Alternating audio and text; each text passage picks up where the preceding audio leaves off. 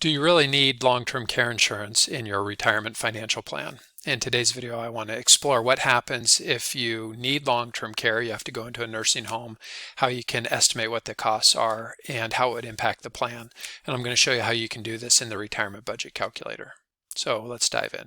In this first model I've built, I'm assuming that they have no long-term care need, and he gets down to age 82 when his life expectancy, and then she gets down to age 85 for her life expectancy. And so you can see they still have 969,000 of liquid investable assets when they pass away. Now let's take this same exact model and look at what happens if they need long-term care. In this projection, we keep everything the same. The only difference is now at age 79 for him, we say that he goes into a nursing home and their expenses jump way up to $413,000 a year to be able to cover his cost of nursing home.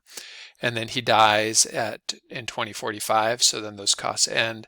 But you can see when he dies, now they only have $190,000 remaining, and she ends up running out of money before her life expectancy. Okay, the next thing I want to do is show you how you can build this for yourself in your plan. So within the retirement budget calculator, you notice up here we have created two different models. The model with no long-term care event, and let me just take you through each section so you can understand what's happening here. So the first thing is on the time tab, John and Nancy are a hypothetical couple born March 1963 and April 1963.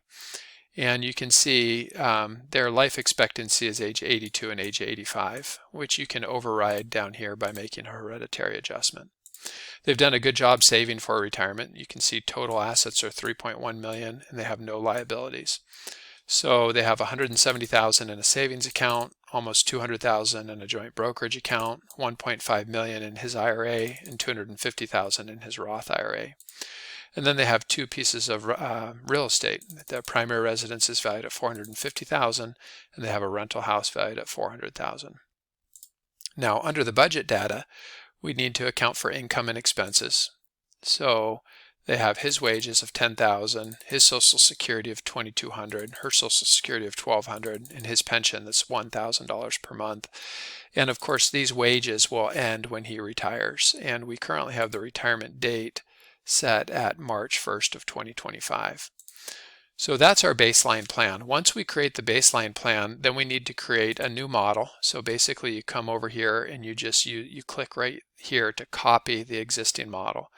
And then we'll go to the new model that we created. Everything's exactly the same. The only thing that we've changed in this model is down here under insurance and medical. We created a new expense for a private nursing home for $12,242. It's going to happen for John, and it's going to start in the year 2042, and then it's going to end at his life expectancy.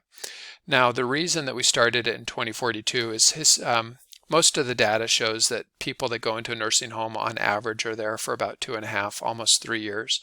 So we just looked at, okay, what's life expectancy? And if he ends up needing care for 3 years, what would that be?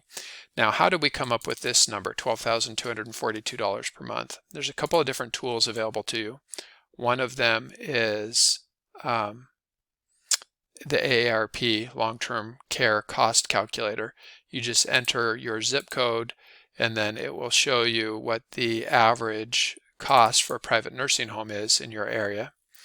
The other tool that you could use is the Genworth Cost of Care Survey. This is updated every year. Again, you can enter in your zip code, and then it will break it down and show you how much it would cost for a private nursing home. And you can see the monthly median cost across the United States for a private room is $9,733.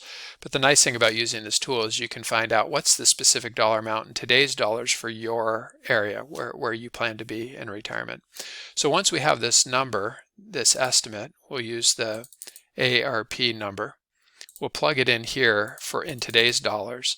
And then remember, we're increasing this cost by 3% per year. So by the time we get out to 2042, it's obviously going to cost a lot more than $12,242 in future dollars. And that's why when we come over here to the future view and we stress test the plan, we go out to the year 2042. You can see this is when their expenses jump way up as a result of that long-term care event. and those increased expenses cause them to have to pull more money out of their liquid investable assets. And you can see this is where now they get into trouble, because now they've used up all of their liquid investable assets before her life expectancy. Now the good news is they still have other assets. They still have a house and they still have a rental property. So if they had to take a reverse mortgage against their house at this point, that would be an option. Or if she chose to sell the rental property, that would be an option. But this is one way that you can test for whether or not long-term care insurance is something that you should consider as part of your overall retirement cash flow plan. Thanks so much.